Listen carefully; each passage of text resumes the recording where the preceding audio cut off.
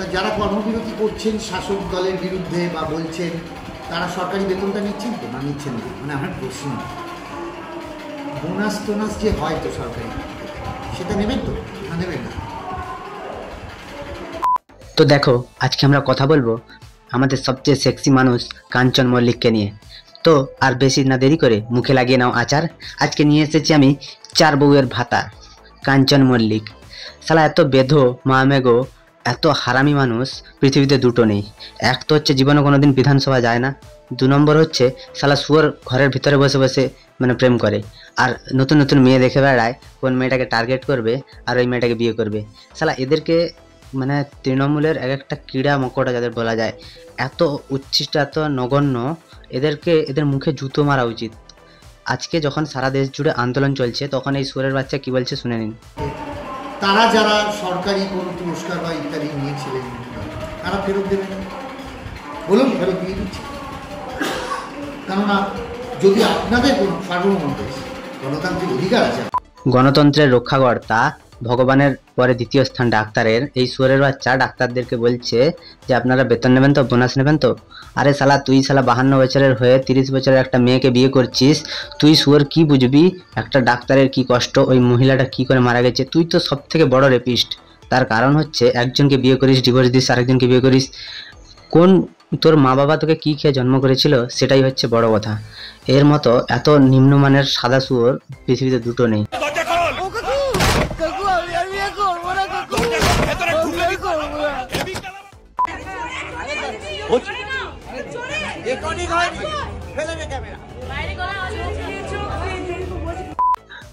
তুই ভেবে থাকিস যে তোর বউর সাথে গিয়ে বাইরে, ভারতের বাইরে গিয়ে একটা মানে সুইমিং পুলে দুজনের রোমান্টিক ফটো শেয়ার করে 2-4টা লাইক কুড়িয়ে নিজেকে বহুত বড় হনু ভেবে নিয়েছিস না?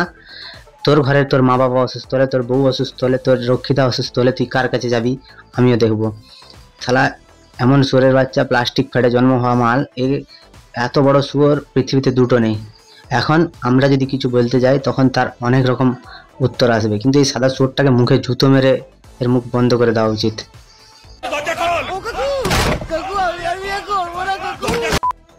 এই শুয়োরটা ডাক্তারকে জিজ্ঞাসা করছে যে আপনারা বেতন নেবেন তো। আরে তুই তো কোনোদিন তোকে বিধানসভায় দেখা যায়নি, তুই না একজন রাজ্যের বিধায়ক, তোকে কখনো বিধানসভায় দেখা যায়নি। তুই বউয়ের সাথে হানিমুন মারাতে চলে যাস, তো তুই ডাক্তারদেরকে বলছিস যারা দিন রাত অক্লান্ত পরিশ্রম করে, রাত জেগে মানুষের সেবা করে, আর তোকে মানুষ ভোট দিয়েছে, তুই বিদেশে গিয়ে ঘুরছিস সেই টাকায়, আজকে বলছিস তোমরা বেতন নেবে তো। তুই ভাতাটা ফেরা, তারপরে ওদের কথা বলবে। তোর মতো এত নির্লজ্জ প্রকৃতির মানুষ তোকে রাস্তার মোড়ে দাঁড় করিয়ে পুড়িয়ে মারা উচিত। এইরকম একটা আইন আনতে হবে। Excuse me. হ্যাঁ বলুন। দেবো নাকি? তুই কি দিবি রে? আমি তোকে দিচ্ছি। এই মানুষটা তার লেবু লঙ্কার খেলা দেখিয়ে মানে মেয়েদেরকে বস করে, আর এই মানুষটা মেয়েদেরকে এইরকম ভাবে খুশি করে। তো এই মহিলাকে এই মানুষটা খুশি করতে পারেনি, তো সেই জন্যই ওনার মাথা ব্যথা খারাপ হয়ে গেছে, এই জন্যই এরকম ভাবে কথা বলছেন। তো উনি যখন বলছেন কর্মবিরোধী যারা করেছে তারা যেন পয়সা ফেরত দিয়ে দেয়, তো তুই ওর আগে পয়সা ফেরত দে, তারপর ওনারা ঠিক পয়সা ফেরত দেবেন। তুই কি করেছিস?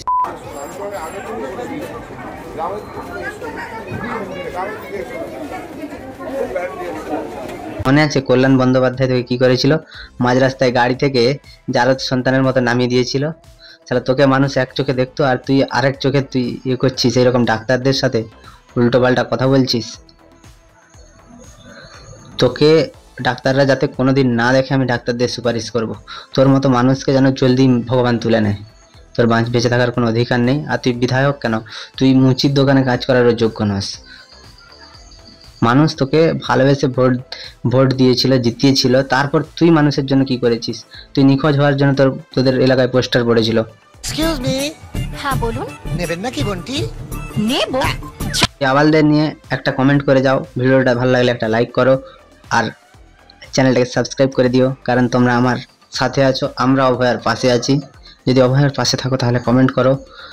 আর আজকে বলবো না ভালো থাকো, সুস্থ থাকো, কারণ 2 সপ্তাহ হয়ে গেল অভয়ার এখনো কোনো বিচার হয়নি, তাই আমরা কেউই ভালো নেই। চলো টাটা, বাই বাই।